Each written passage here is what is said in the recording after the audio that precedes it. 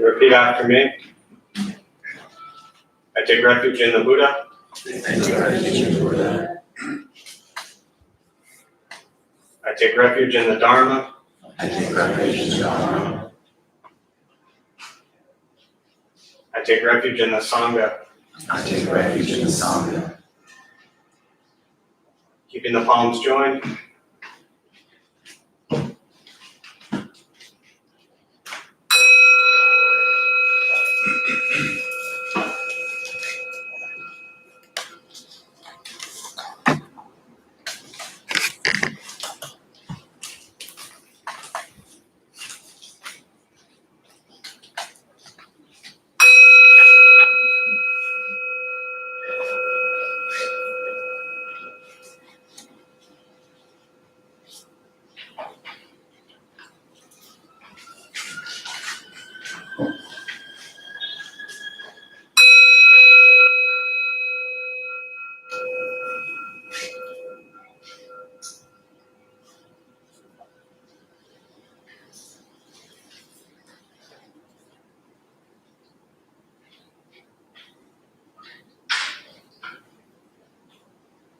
Put the palms down.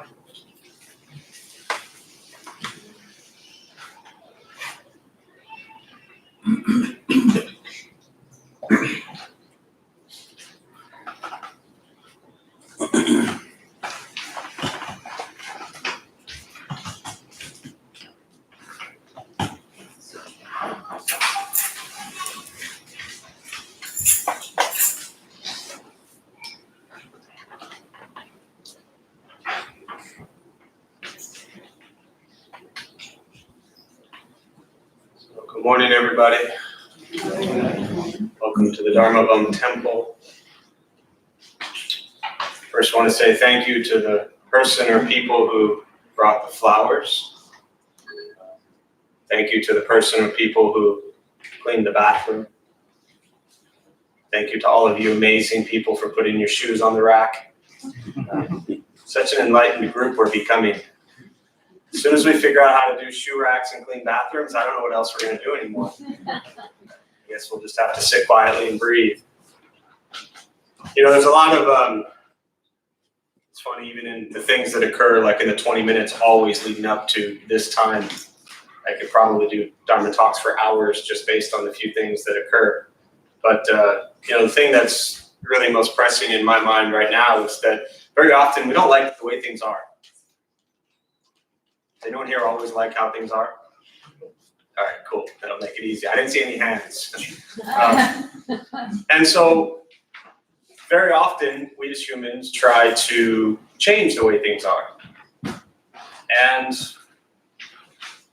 we fail at that quite a bit.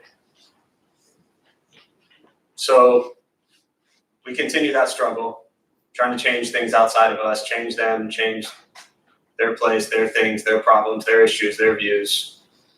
And there's so much time spent, so much energy spent trying to change everything outside of us. And it doesn't work.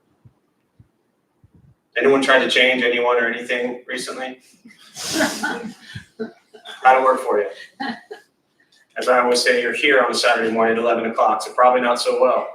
And so this practice, what I normally say after what I just said is that this practice is about changing ourselves. But I kind of want to take it one step removed from that and point out this idea, and I know it sounds crazy, that maybe the practice is to actually have you change your perceptions of the way things are. We're not very good at getting others to change. We're not very good at changing ourselves. And therefore, we're left with a ton of things that happen that we don't like. And so we show up here on a Saturday morning or whatever day or time you show up here, thinking that this is going to make everything okay. And then we leave, and everything else out there that we want to change hasn't changed. And ourselves and our actions and our behaviors that we're trying to change haven't changed. And next week you come back. And we get stuck in this vicious cycle of being unable to change ourselves and unable to change others, so we keep practicing. So my suggestion is to begin to look at what is it about your perceptions of yourself, your perceptions of the world, that you could possibly shift. And if you begin to change these perceptions, the views we have of all the things about self and others that we don't like, with the shift in perception, everything changes. But this requires a lot of things. I was trying to come up with the one word that it requires, and it's not one word. It requires a lot of discipline, a lot of patience, a lot of practice. It requires a lot to begin to change the perceptions you've had of yourself and others your entire life. That's not easy. And one of the most common things I say, and then we'll sit and do a meditation, because I know that's why most of you are here anyways, is that once we learn that the hour you spend here or anywhere like this is not the be-all, end-all solution, we start looking at where else in my life outside of here do I need to change things? Because that's where you start to find a sense of peace and happiness. Right? We come to temples and places like this to get calm and quiet and settled. And we leave. And all the problems that are out there when we got here are still there.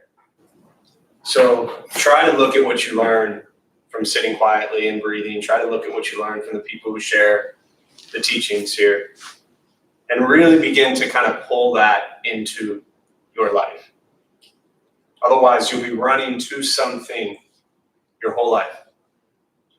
And the practice isn't about running, it's about sitting.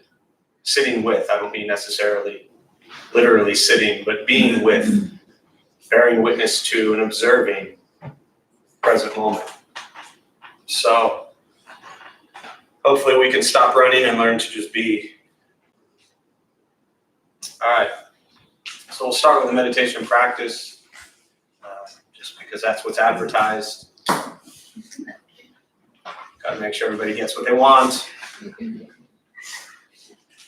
And Jim's here, so we can start. Right on time, right on time. Emptying the trash in the back. Thank you. Say that again? Emptying the trash in the back. Thank you, Jim. You mean you weren't just going to stuff more on top of it? My reading classes for the Thank you. This is the advanced Dharma class this morning. All right, so we'll say a couple things to tell you. Nothing's going to happen to you. You're not going to float away. You're not going to have any mystical, magical experiences, most likely. The mind that races all day long is not going to shut off. Don't judge this, meaning don't ask yourself, is this working? Is this not working? Am I doing it right? Am I doing it wrong? We're just going to sit. We're going to breathe. All right. You'll hear sounds inside the room, sounds outside the room. This is life. Life is filled with sounds.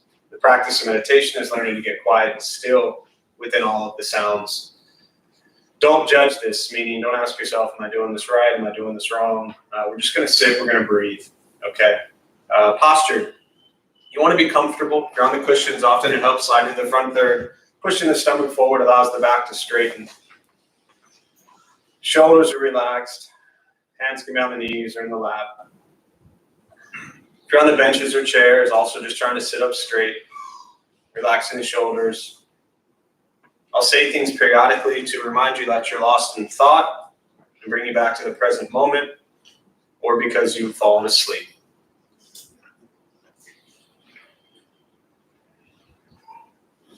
I'll guide us as we begin. We'll settle into a little bit of silence.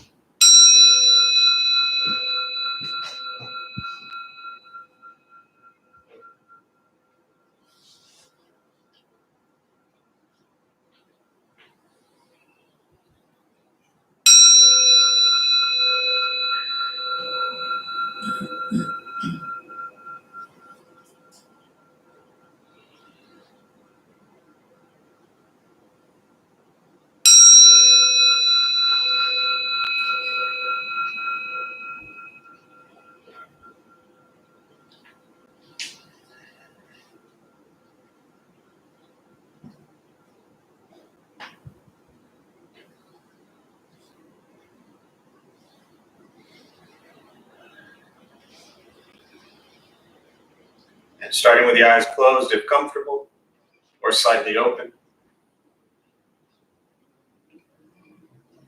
Mouth is open or closed. Start with taking 3 deep breaths slowly.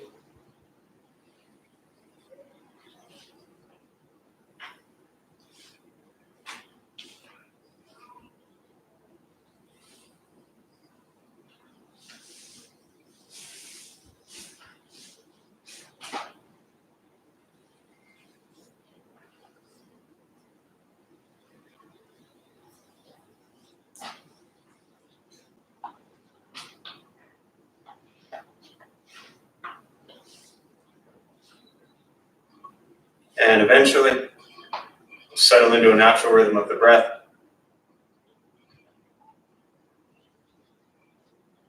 Knowing throughout the practice, you'll hear sounds. These are not distractions, not disruptions. Simply what's happening around us as we sit.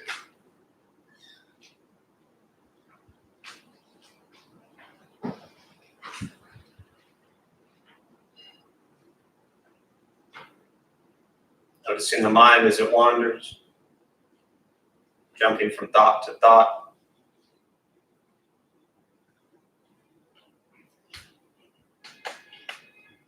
Start with gently guiding the attention, focus, to the stomach or chest.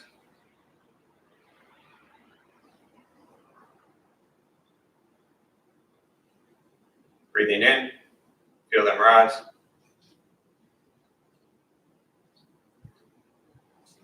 Breathing out, they fall.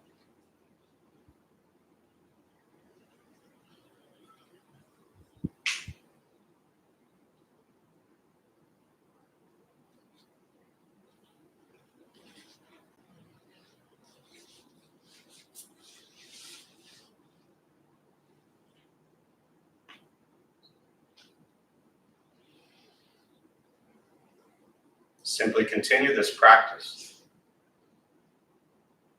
observing the sensation of breath,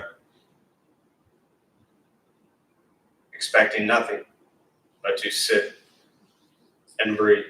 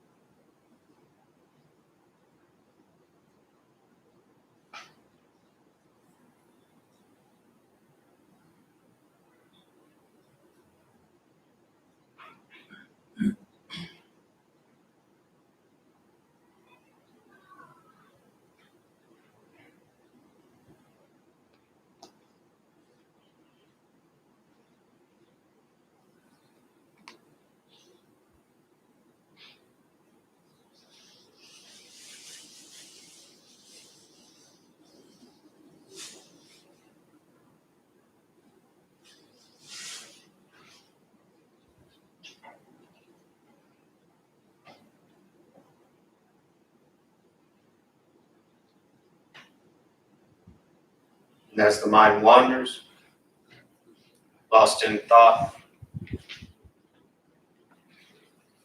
recognize it.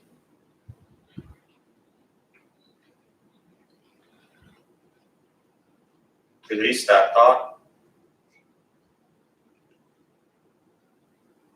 Return attention, focus to the breath.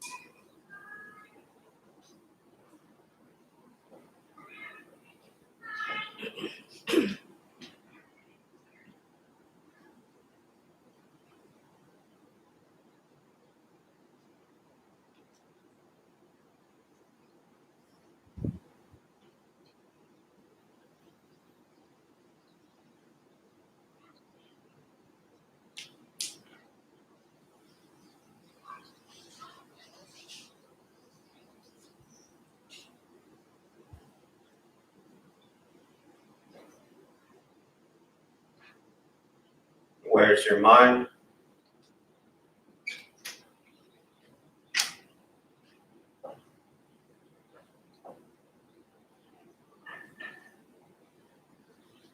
Return attention, focus to the breath.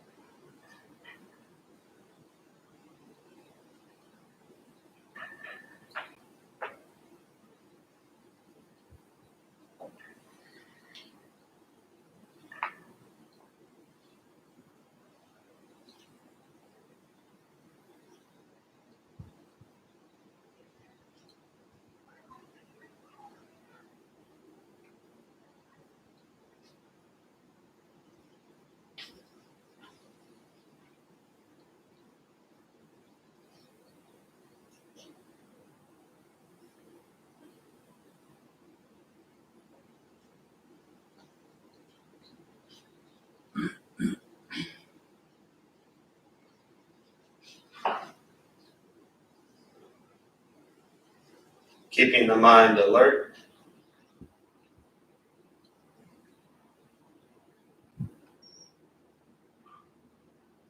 Aware of each sound.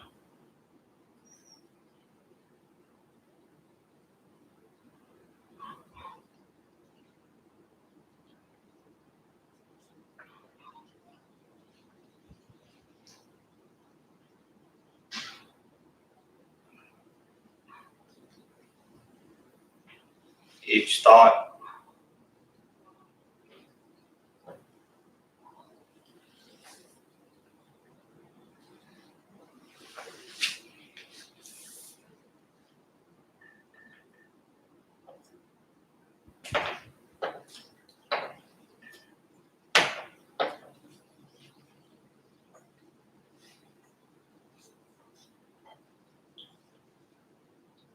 Each physical sensation.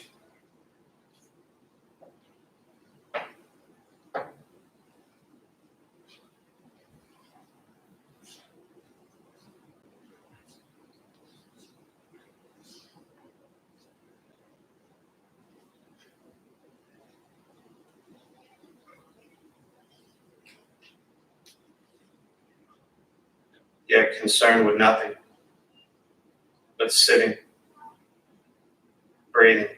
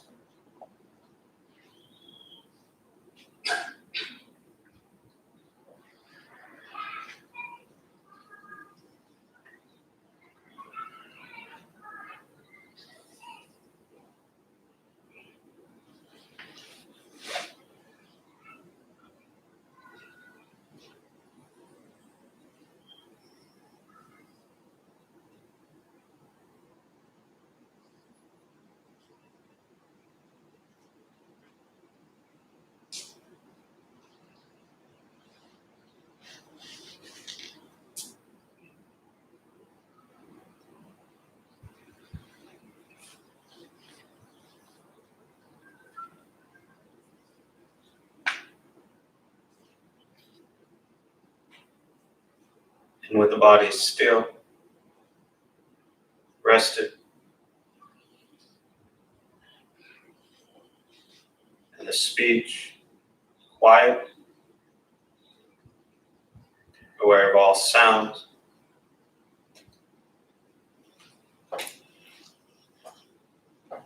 and the mind learning to settle,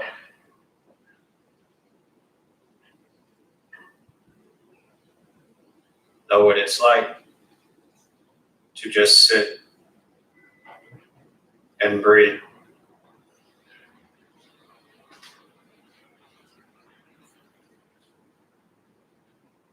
Knowing with each breath, there's nothing else to do.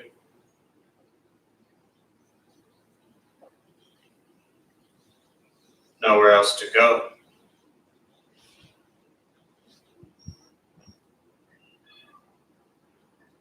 else to be.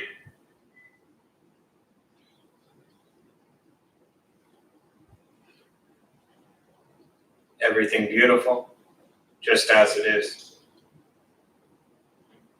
Sitting, breathing.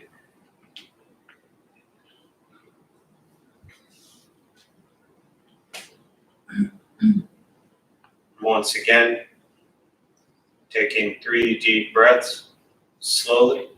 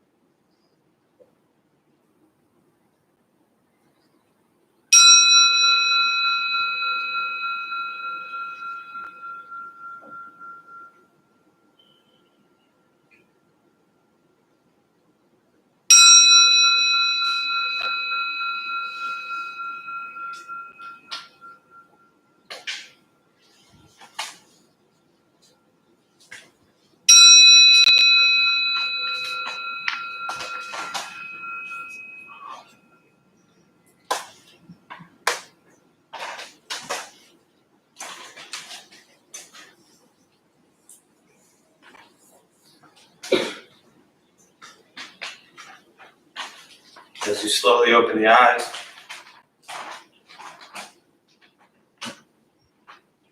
slowly begin to move.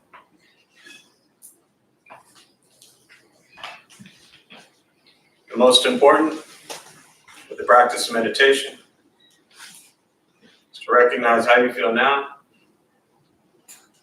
immediately after.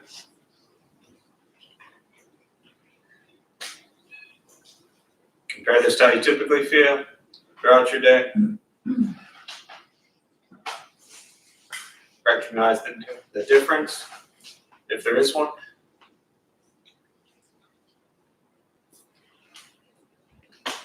Ask yourselves how you prefer to feel every day for the rest of your life.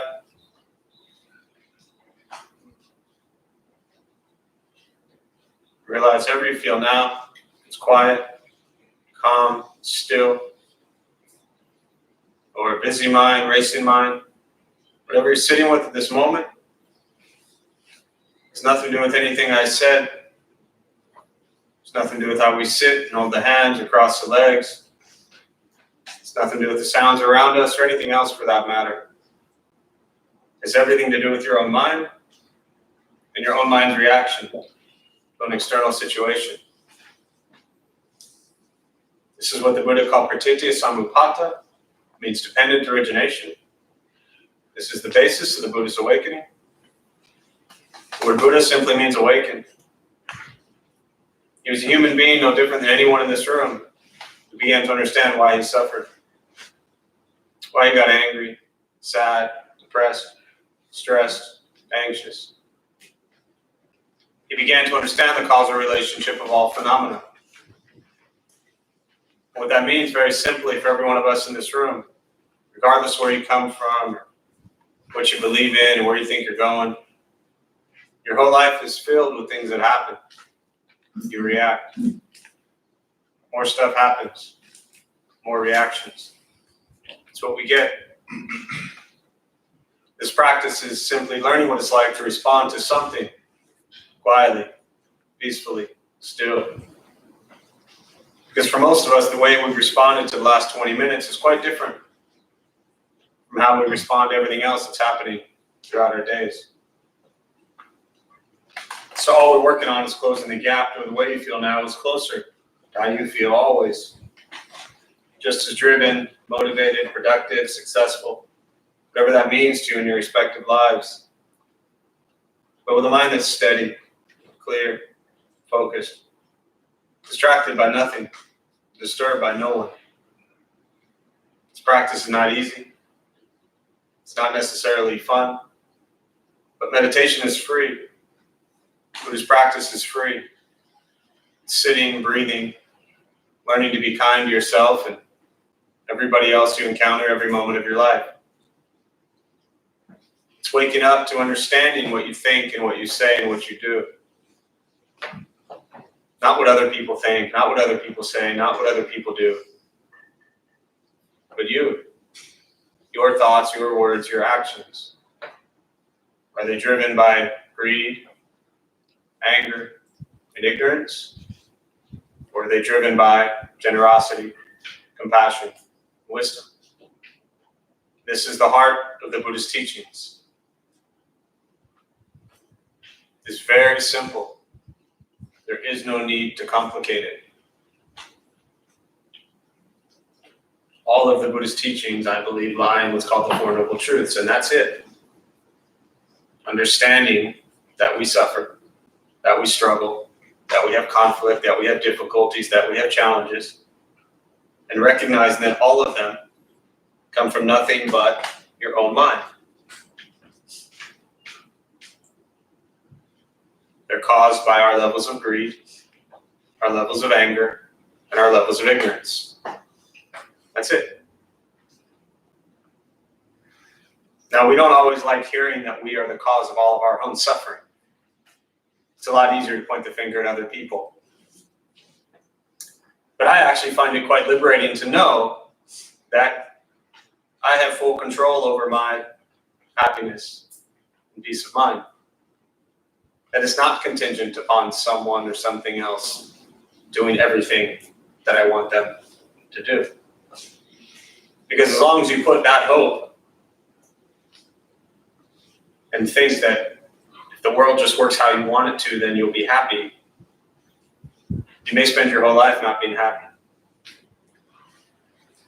That's how many of us get into this practice to begin with. I'm not sitting here because my whole life was peaceful and happy. I'm sitting here because I got tired of being angry and depressed and miserable and greedy and angry and ignorant. And you can only do that for so long before you try to realize, how do I stop that? So the practice is looking at the cause of our suffering and how to end it. The cause of our discomfort, our angst, our dissatisfaction, the pains we have. All I'm talking about is the second noble truth, which is the cause of our suffering. Greed, anger, ignorance. And the practice is to become aware of that. I think that's the first step. Buddhism doesn't fix your life. Meditation doesn't fix your life. If you're an angry, stressed out, miserable person, coming here every Saturday at 11 o'clock isn't going to change that. You got to work on it. And to me, this practice is learning to be honest with yourself. To wake up and say, where am I greedy? Where am I angry? Where am I ignorant? And how does that impact my life and the life of those around me? And when you can honestly look at that and stop running, that's to me where practice begins. The understanding of Buddhist teachings begins. I mean, he taught for 45 years. He said a lot of really great stuff. But if we can't get to the point where we recognize our own greed, anger, and ignorance, then everything else he said, what's the point? Then it's just some intellectual game we're playing, trying to understand something when we still think it's everyone else's fault. So, and waking up to the things I'm talking about are not fun. They're not pleasant. They can be a bit scary. But the alternative is to stay in the cycle of dukkha, of suffering, which sucks. So with that, I'll open up to questions, meditation, Buddhist practice, anything that's on your mind that I can address and go from there.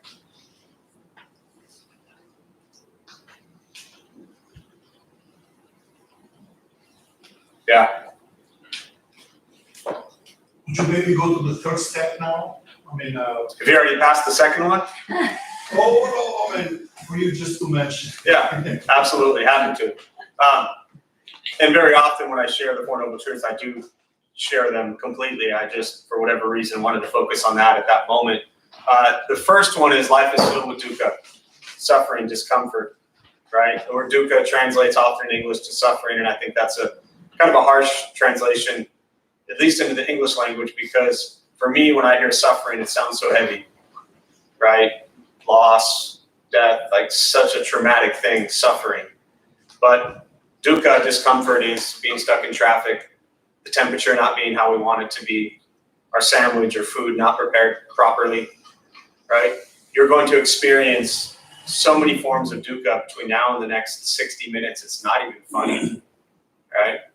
So to recognize that, and to recognize that that suffering, the second noble truth, is caused by the greed, anger, ignorance, as I talked about. And the practice is to generosity to overcome greed, compassion to overcome anger, and wisdom to overcome ignorance, right? The third one is the ending of suffering. That's nirvana, liberation, freedom from suffering. Sounds good, right? But it's not a place you go. It's not like jumping on the 15 freeway and driving north for 30 minutes and turning right and saying, yes, I made it to nirvana, right? Nirvana, liberation is right here, as is everything else that we experience. So nirvana, liberation is not a place you go to. It's actually a removal of ego, of pride, right? It's removing all of these things that cause our suffering. Now, I'm sure nobody in this room, myself included, has any pride or ego. So we don't have to worry about that. That's the good news, right? So that's the third noble truth, is the ending of suffering, right? You ever seen the movie Groundhog Day? Yeah, it's like waking up and you're no longer in Groundhog Day, right? And the fourth noble truth is the path. And that's the Eightfold Path. Having the correct views, thoughts, speech, action, livelihood, effort, mindfulness, concentration.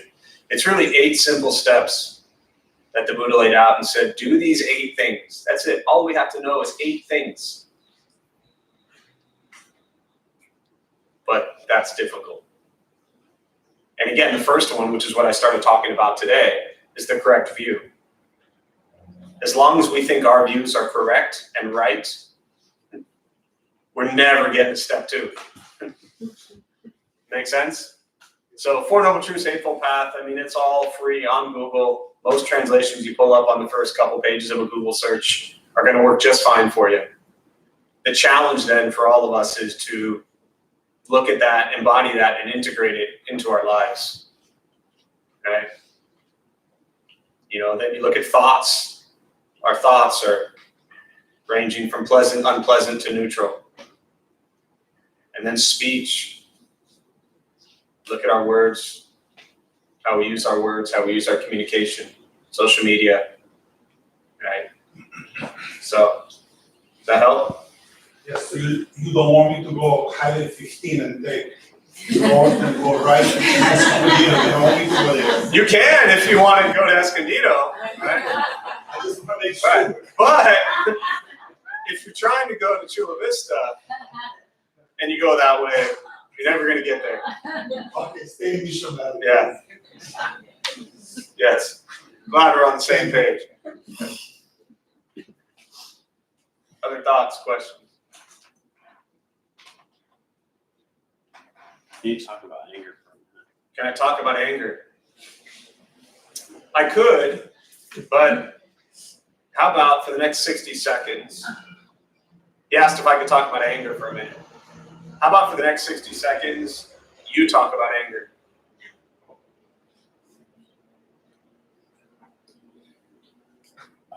It's ruining my life. It's going to take everything good away from me. It doesn't solve a thing.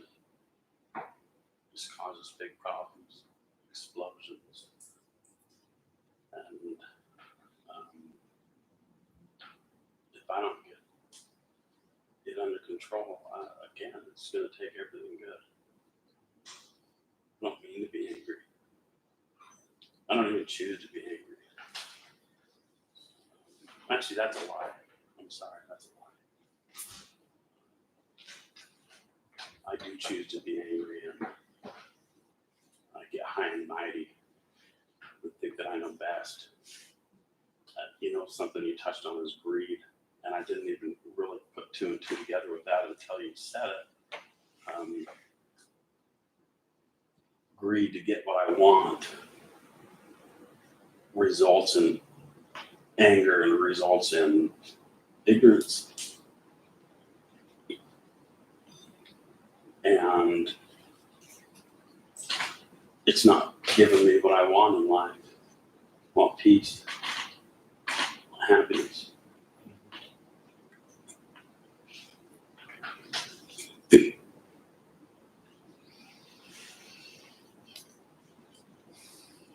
When I drive up to the house, I want my wife to be as excited to see me as my dog is.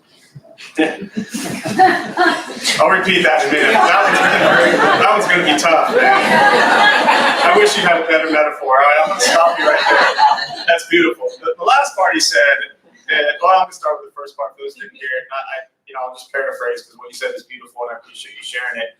Basically, you're tired of being angry. Anger is ruining your life. It's taking everything from you. And you first started by saying that you said you don't mean to be angry. And then you said you don't choose to be angry. And then you corrected yourself and said, that's a lie. I actually am choosing to be angry. So I'm glad you caught that. You said a few other things in there about anger. And the last thing he said was that when you drive up to your house, you want your wife to be as excited to see you as your dog. Right? There's a lot of hopes we have in this world. So my suggestion is to maybe, we set the bar pretty high. I have a dog, And the funny thing about, I'll go away from the dog in a minute, but I just want to say one thing. The funny thing about the dog is that, the dog is always happy to see me. But then I realized one day that dog is happy to see anyone. Right?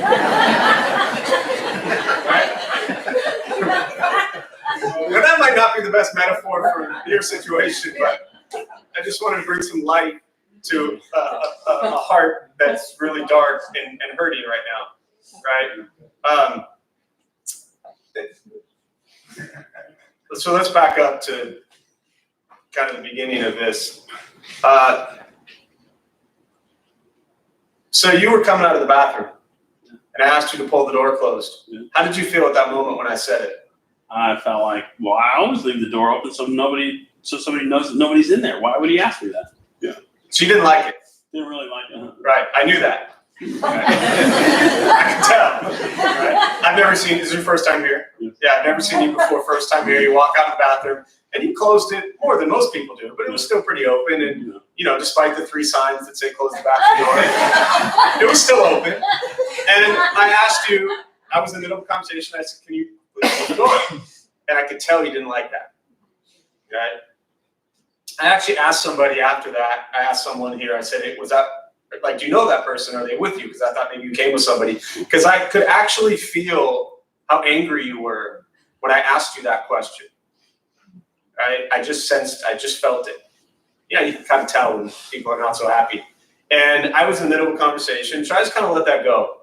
But I wanted to make sure that, one, it's like, oh, here's a brand new person, someone brought him, and he's already pissed off, right? Which is great, because that's where you got to start. But what I'm getting at is, you don't like being told what to do. No, that's true. No, somebody else said no.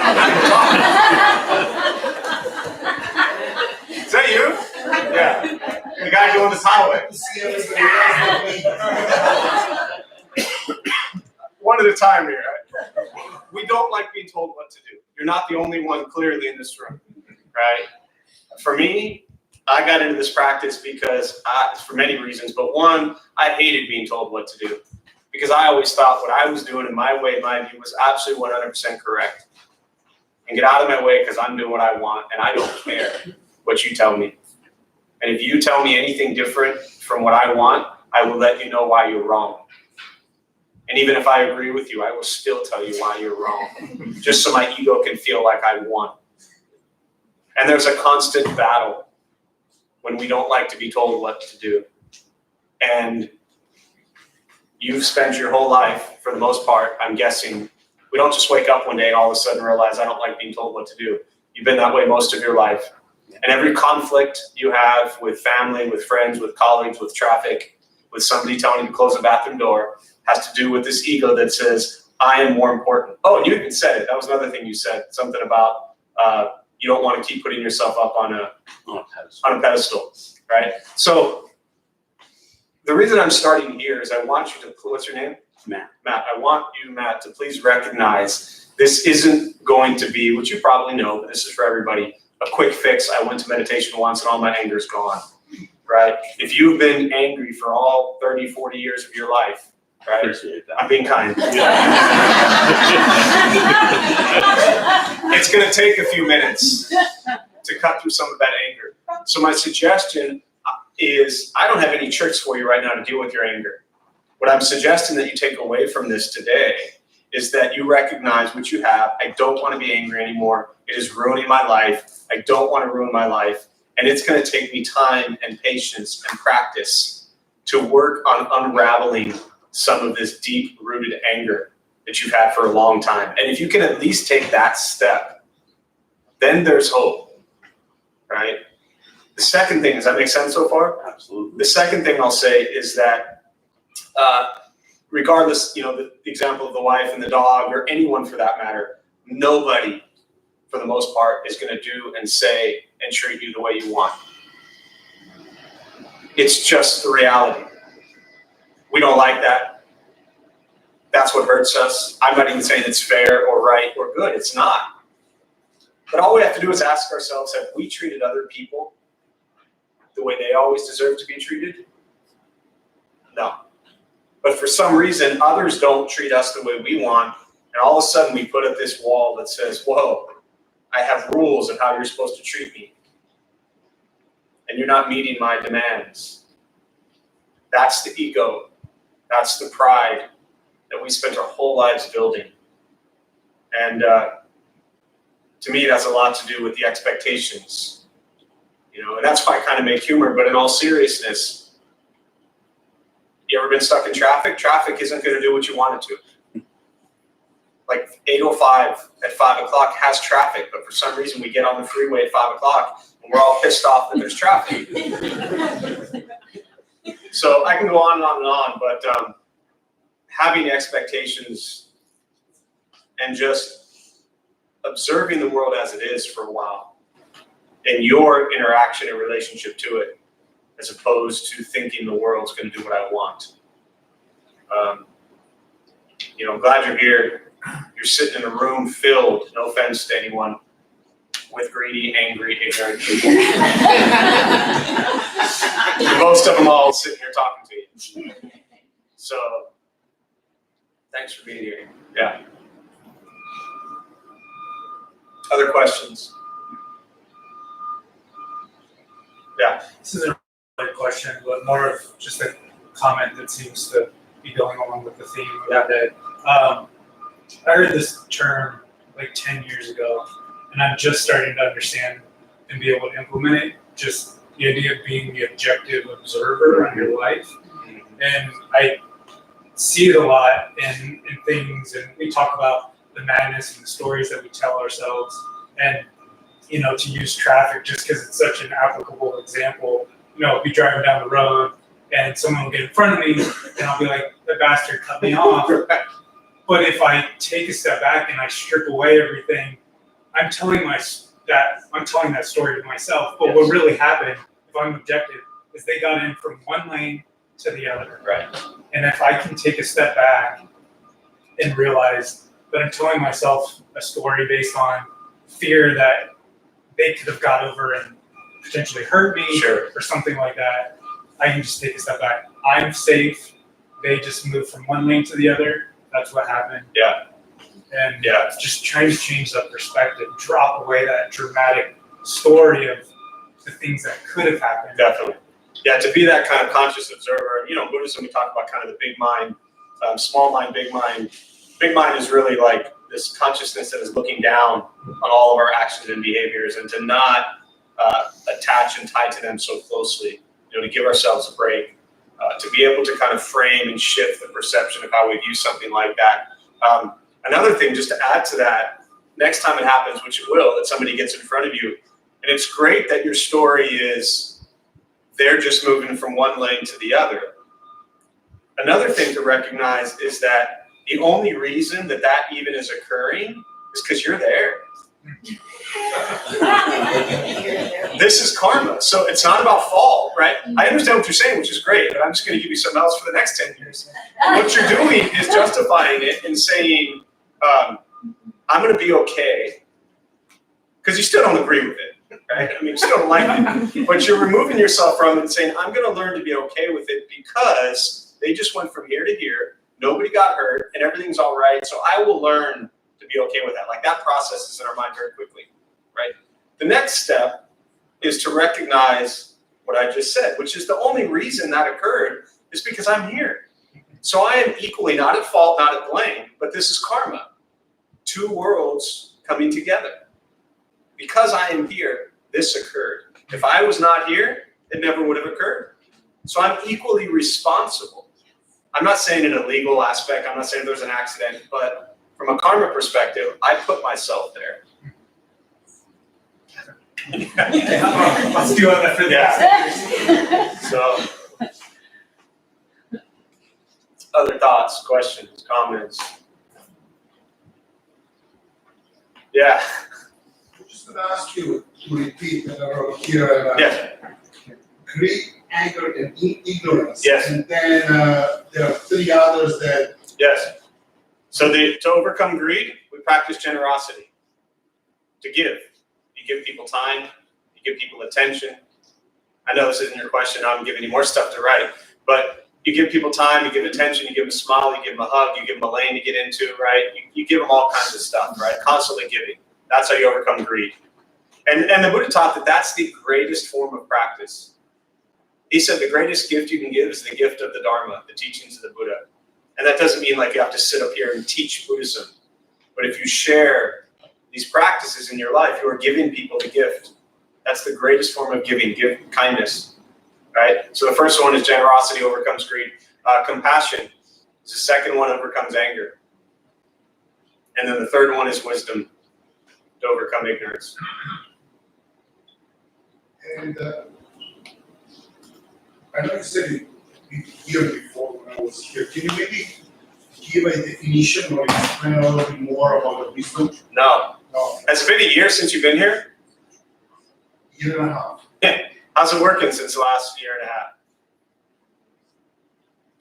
You're back. I get it.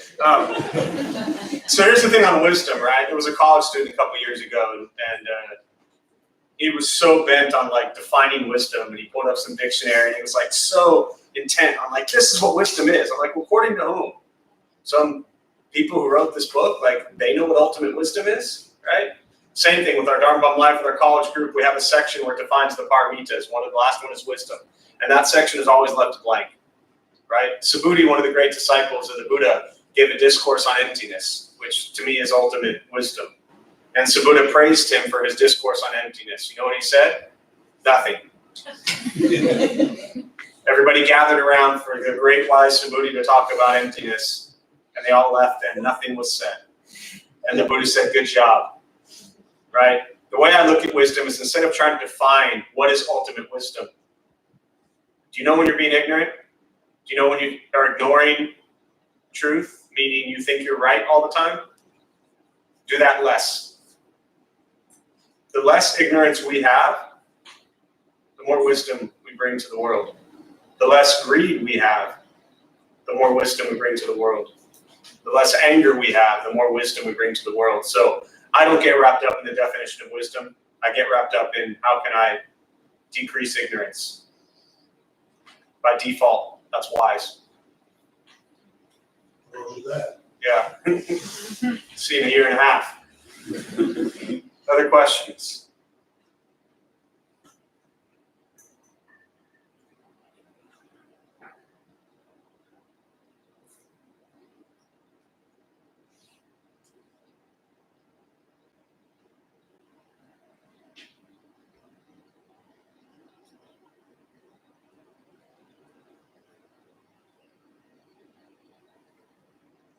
So you're talking earlier about preconceptions, so is really the goal not to have any preconceptions? Try to work. Sure. I'll kind of wrap up with this thought because it's a heavy one. So the question is, I was talking earlier about preconceptions. Is the goal to have none? The first thing I'll say is, for me as a practitioner, with all the Buddhist teachings, I'm not a big fan of having, of goals. I know it's just semantics, but I just want to start here. Because when we have a goal, we often think of a goal as something we have to achieve and attain, right? And if we don't achieve it or attain it, then we have what? Failed, right? So that's why I don't even like the word goal when it comes to anything within Buddhist teachings. Then it's kind of setting up this bar that says, well, I better do this or I'm a failure. I like to look at it as, what is my day-to-day practice? And is my day-to-day practice, to your question, to work on removing all preconceived ideas, right? Thich Nhat Hanh, you've heard me say this many times, but for everyone who hasn't heard it, Thich Nhat Hanh said, nirvana, liberation, freedom from suffering, is freedom from views. To me, views, preconceived ideas, preconceptions, I think those are all kind of the same, right? Now, when I heard this teaching, which my view of this teaching is it's one of the greatest teachings I've ever heard. Because I hear that teaching which says freedom from views, and then what do? I immediately have a view of that teaching, and I rank it as one of the best teachings I've ever heard. Okay? So I like to look at that teaching as, can I have the understanding, enough wisdom to know that my views are only mine? I don't wake up and think, am I going to get rid of all of my views today? It's never going to happen. You know, maybe some fully enlightened being like the Buddha could actually observe things as they are and have no views. But even the Buddha himself talked about having correct views, having intention behind our views, having discernment, recognizing that if we lie and cheat, steal, then we're going to harm people, right? So those are all views. The views are not just going to go away, but what is the intention behind them? What is the motivation behind them? And how attached are we? I really think is the key here. Can I recognize that my view is not the same view of everybody else? And that there might be 60 million people in this country that have different views than someone else, right? Than you.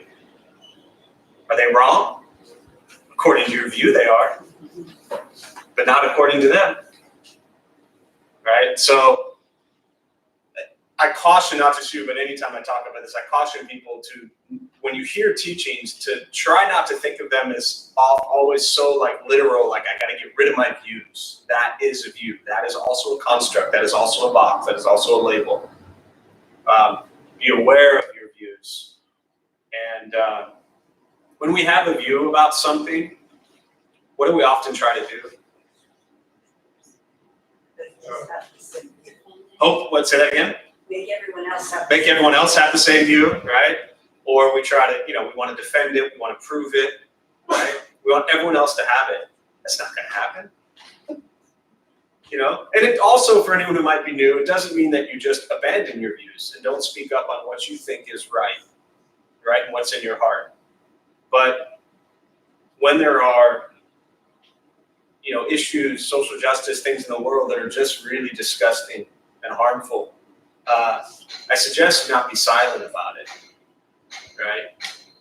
But be careful that when you engage in those types of dialogues and discussions, that you come to it from a place of love and kindness and compassion, not from a place of anger and hatred, and this is my view, and if you don't agree with it, you're dumb. Again, not saying that you or anyone in this room would do that, but once in a while we might have that view. Does that help? Yeah. Yeah. So, all right. So on that, we'll close. My view is that it's 12 o'clock and it's time to be done. So, without that view, we'd be sitting here forever. We'll join palms.